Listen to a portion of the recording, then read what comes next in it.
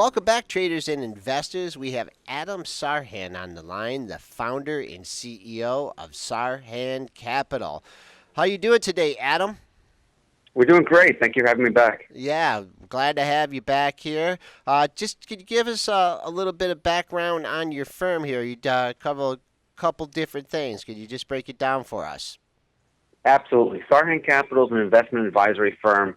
We've launched over a decade ago. We have two primary services for individuals. We offer asset management. We offer also market research. And research is broken down into two areas. We have institutional advisory services, and then we have research for individual investors. There's a whole scope of different types of research that we offer, but the bottom line is we help people find leading stocks. So the website is sarhancapital.com, or you can go to findleadingstocks.com. And our primary goal is to look for advanced entry points in leading stocks. If we're able to narrow the universe of investable equities down to a handful of leaders, and that's 20, 30, or 40 of them, and then from there, only pick the best of the best and enter them at the optimal times, we found over time we can do very, very well and easily outperform the market. Okay, before we go into your method for perhaps finding early entries, how do you differentiate your research between the institutional and then the smaller retail investor? Oh, absolutely. The institutional advisory service that we offer was more or less born out of just demand. It was a demand-driven product. We've noticed that small and medium-sized asset managers, registered investment advisors, small hedge funds, mutual funds, typically don't have access to research from the big banks, and they need ideas. So what I noticed early on with a few of our partners was that these folks need good, objective, third-party analysis and not another yes man. So what I set up very early on was, okay, let me go in there and provide ideas. And if those ideas work and they make you money, Mr. Investor, then you pay me. If not, don't pay me. There's no contracts, and it's a very, very simple arrangement where it's a performance-based business. Just like they get paid based on performance, I only get paid based on performance. And it was the exact same relationship. And then that just blossomed because there was a genuine need in the market for that type of information. And it's the relationship that I set up with these folks is a very simple relationship where if I do my job, great, you pay me. If not, no problem. And my job is to give you ideas that make you money. It's that simple. Okay. Adam, you talked briefly about findleadingstocks.com. Just went to the website there. What stocks, you were saying there's like 35 to 40 leaders that you try to highlight. What are the top leader stocks that you're highlighting right now? Sure. The website is F-I-N-D, leadingstocks.com. And basically the leaders that we look for something like Apple. Apple's a great example. It's what I call a forgotten leader. It's been basically 20 months moving more or less down after had a huge run from 2009 to the end of 2012. And then most of 2013 last year when the market was roaring, Apple wasn't doing anything. And then all of a sudden, earlier this year, Apple breaks out of a nice long, a downward trend line that lasted for about a year and a half and then just took off. From the last earnings report, Apple's up about 25%. We bought it earlier this year. We've owned it, way back when, but we sold it when it topped out, and then we just let it sit there for 20 months, not doing anything, watching it like a hawk. And then when it broke out of its nice, long, downward trend line, I said, you know what, this reminds me of Netflix. It reminds me of Green Mountain Coffee, because both of those stocks had huge runs from 2009 to more or less 11 or 12, and then they plummeted 70 and 80% from their highs. And then they turned around and just soared, hitting new all-time highs again. Of course, Netflix was helped by Icon and Green Mountain Coffee because Starbucks and Coca-Cola deals. It doesn't matter the why. What happens to me is the what. Why did they go back up? And they were forgotten leaders. And Apple serves that great category. So it's very easy to say, okay, I'm going to buy Apple or Google or Priceline. All these are leading stocks on our list. But the problem that most people have is twofold. First of all, they don't know when to get in, so they end up chasing it and buying strength. They buy a breakout from the base or whatever the case may be. And then invariably the stock pulls back. So what I've noticed was I'm buying in the base. With the institutional advisory service, a lot of the benefit there is when we work with these fund managers, they can't buy breakouts because the size of their position is just too large.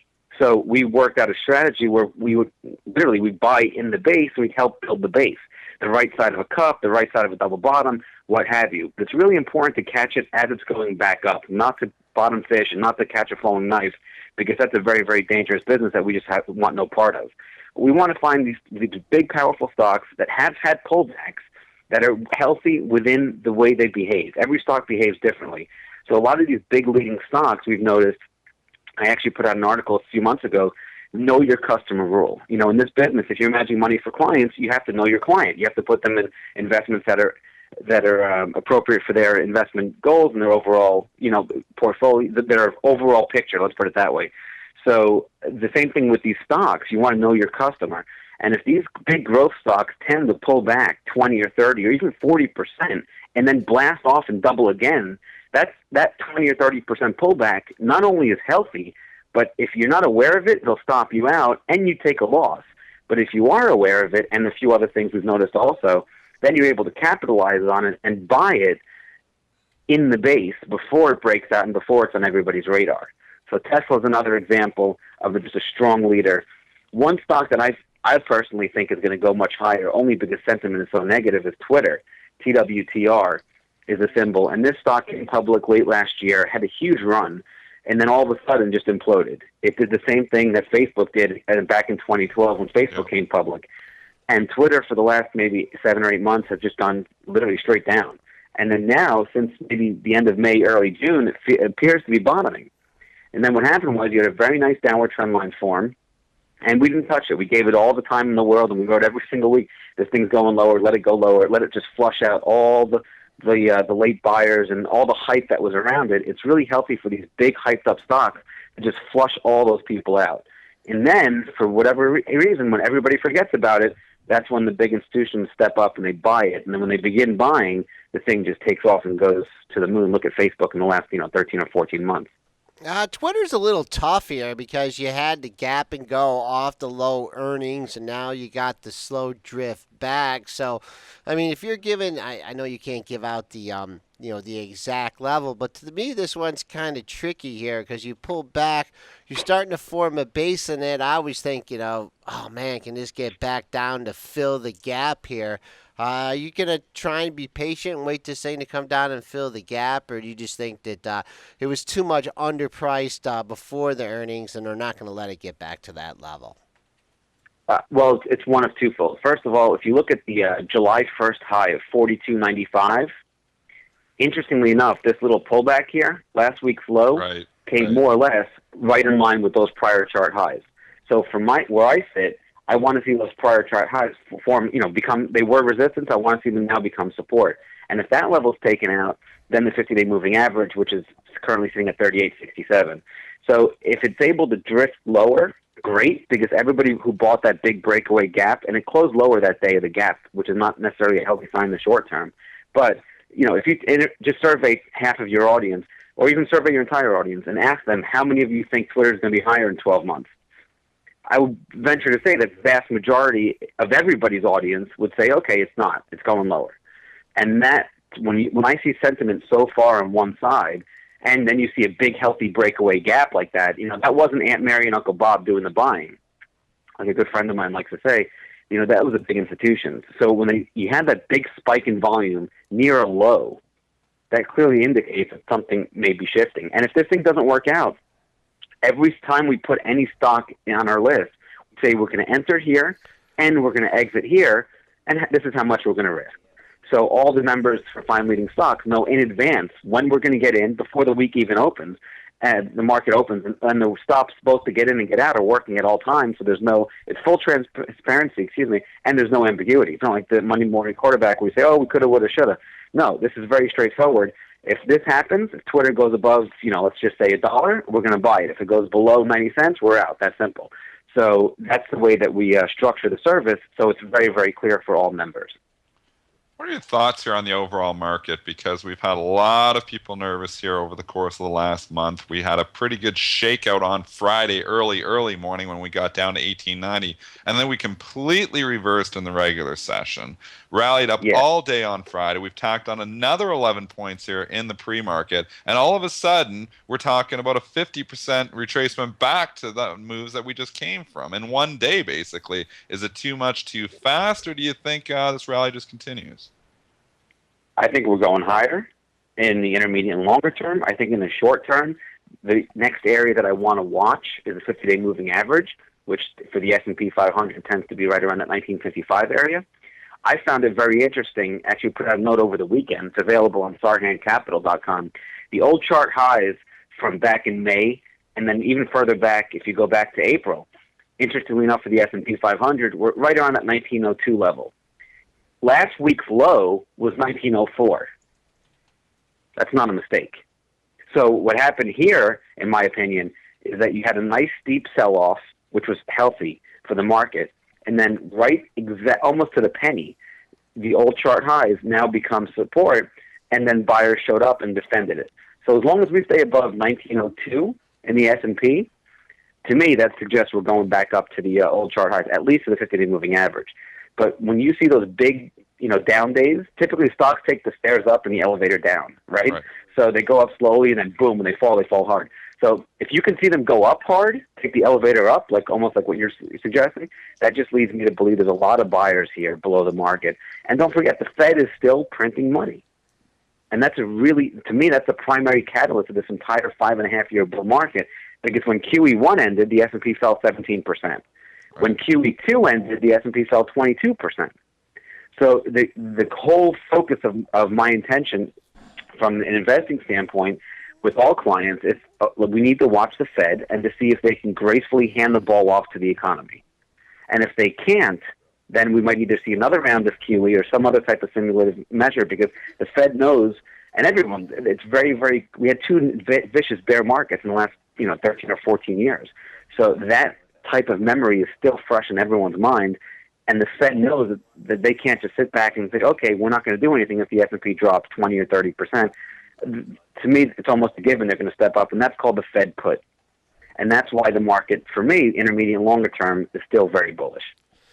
Adam, you have to look at the geopolitical situation as well. And it was basically, what added, we had some momentum going to the downside, and then, you get the news about Russia and the Ukraine border added to the downside momentum. So that was, partially responsible for the decline. And then Putin pulls back his troops on Friday, and that's the impetus for the big rally. Do you just try and, put your blinders on and just, ignore the geopolitical news and just stick to your technicals? That's a great question. In your strategy? No, what I've noticed is part of my investment system, I like structure. So I've noticed that I created an investment system called DAMP, which stands for Defense First. Always know how much you can risk of your portfolio before you get in. The A is advanced entry points and exit points. N is the market condition. You want to be basically in sync with the market. If it's going up, be long, more or less. If it's going down, try to be flat or short. And the P stands for psychological analysis. We know technical analysis, we know fundamental analysis. I created a new one called psychological analysis for studying stocks and just investor behavior. So it's really important to note there's two types of psychological analysis. There's your behavior, and then there's the market psychology. And really analyzing both of those are extremely important. So I went through and I studied all successful investors, or almost all of them, that are public and well-known. And also in my business, I deal with a lot of people that are, unfortunately, they're just not successful when they come to me. Hopefully when they're with me and they stay with me for a long time, they become successful. And going through the learning process myself, I began not knowing anything. It's not like I have some type of oracle or magic crystal ball. I rolled up my sleeve. I got punched in the face. I made all the mistakes that everyone else made years ago. And you go through this evolution. So behind the markets, one of my passions is psychology. And I studied people, irrational people, the fact, all of us, myself included, behave irrationally when you're not conscious of your behavior. Now, you want a quick example? How many people say, okay, I want to lose weight, but they're eating ice cream or a Twinkie or ho-ho or whatever the case may be? That, by definition, is irrational behavior, yet everyone does it. So there's two types of wants I created. I call a real want, where you really want to do it, and then your actions are aligned with it, and then a BS want is what I call it, but you can feel free to use any label you want, where it's like a secondary want, where, you know what, I want it, but I don't really want to do the action or the hard work to get those results. So the same thing with markets. When you buy anything, it's an emotional, typically it tends to be one of two things. You're buying something to solve a problem. You're hungry or you need gas in your car, you're going to go get gas. That's a need. Or you're buying it because it makes you feel good. And in investing, that feel good, that emotional component, is tremendously emphasized. Actually, it's augmented because you have the emotion of buying and selling, which is an emotion-based decision, not logical. So that by definition, you're behaving irrationally. Also, it's your money. And everybody that I know, for the most part, loves their money. And has, at some point, let me just use a different word, has a very strong emotional attachment to their money. So they're getting slapped in the face twice without even realizing how strong that emotional component is. So to answer your question, I've learned, and Nicholas Darvis, a famous investor, wrote this in a book, How I Made $2 Million in the Stock Market. He wrote decades ago, where I found for myself the best decisions I can make are when two things happen. Number one, when markets are closed, so I don't have what I call tickositis, where I stare at the screen all day. And that was a big problem when I first started. It was like, okay, I need to know what's going to happen the next tick. And that just leads to emotional decisions as well. There's no way you can think clearly when you're staring at every tick. And then also, it helps remove the emotional component from the decision-making process. And that's really the core of the P in DAMP. So I say, okay, for my investment process, I'm making my decisions over the weekend. Come hell or high water, if the S&P 500 hits this level, I know that's going to be a healthy event. Or if Apple gets back above this level, I can see, based on my analysis, this is an important area for the market. Guess what? I'm going to buy it if this goes up or if this hits this level. Now, the news doesn't matter because there's always the negative headline. Always. I mean, look at this year alone. Let's look at all the negative headlines, right? You have Italy in a recession. You've got Russia-Ukraine border war. You've got Israel-Gaza. You've got Ebola breaking out. You've got, I mean, the list goes on and on and on and on, right? ECB in negative territory for their interest rate. You've got the Fed beginning to taper and then tighten, ... So, I mean, we can go on and on and on and on. But the reality is the market's at new all-time highs, the S&P. So it just hit all-time highs 2.5 weeks ago. And we had a little bit of a pullback. You pulled back 3.5%, and everyone's saying, oh, my God, the world's coming to an end because the S&P is down 3% from its all-time high. And, again, you have to know your customer. It's perfectly healthy for the S&P to fall 3, 5, 6, 7%. We haven't had a 10% pullback in 2 years, over 2 years.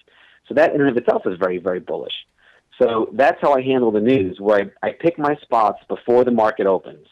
And then I just remove myself from the equation. I say, okay, if this happens, here I'm going to get in. But I also have a contingent sell order to get out. This way, once I'm filled on the long side, the exit, if you will, or if I get filled on the short side, the exit to get out is automatically working, and there's no second guessing. And that's how I handle all those, all the noise. Does that make sense? Yeah, Adam, like everything you're saying there makes huge sense to us. That's the stuff that we try to echo here in the chat too. I mean, the psychological aspect, which you mentioned there a minute or two ago, is such a big component when traders are trying to make decisions. I mean, and this whole market, and I've argued this for a while, it's like herd behavior, and people have learned in the last 2 or 3 years that if you buy these 1 or 2 or 3% pullbacks, you're going to be rewarded, and they continue to, just to trade that way. And you have traders, because we have been in this incredible bull market for the last 5 years, that have not experienced really a bear market here. If you weren't in the market before 2008, 2009, and you were just coming in the last 2 years, you've, maybe in certain stocks have pulled back, but the overall market, if you've been just a buy the dipper, you continue to be rewarded. What does it take to make that sentiment change? What does it take to get that person, those buy the dippers, to back off and say, "Oh, I'm scared"? What's going to eventually cause this fear that could, make us have a pullback? Experience. It's just like everything else in life. The more experience you have, the better you are, and the more equipped you are to handle different scenarios. If you go outside in the summertime, and you guys are based in Michigan or Chicago, somewhere in that area, right? We're in Detroit. In Detroit, yeah, perfect. So if you go out in the summertime, it's sunny out, the weather's beautiful, probably 70, 80 degrees, and you can wear shorts and a T-shirt. So if you tell me, hey, listen, all I know is the summer, and then all of a sudden the winter rolls around and you skip the fall, and the next thing you know, you wake up, it's December, and you're going outside thinking, oh, I know summer.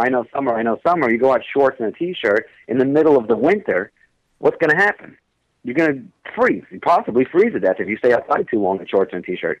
So it's the same thing with here. If all you know is a bull market and you've never experienced a bear market, more importantly, you've never planned for one, it's okay not to have physically experienced it, but if you study market history, any look at history, any decent amount of time for more than 10 years will clearly show you there's bear markets, know your customer, they happen. And they're actually healthy because for the most part, there's a lot of that's off the subject, but bear markets are, I would argue, are healthy within longer term bull moves because it resets, it gives the market a chance to go even higher. And if you're not aware that winter's coming after summer, and you only prepare for summer, I mean, I think that the point is loud and clear at that point, at this stage. Okay, Adam, we're running a little over here. We're getting some questions about some levels in Apple. If you could hop in the chat and maybe talk to a few of our customers out there and give them some levels in Apple, we'd appreciate it. We've had Adam Sarhan, founder and CEO of Sarhan Capital, giving his outlook on the market. Thanks a lot, Adam. I'd like to have you on again soon. My pleasure. Thank you. Thanks, Adam.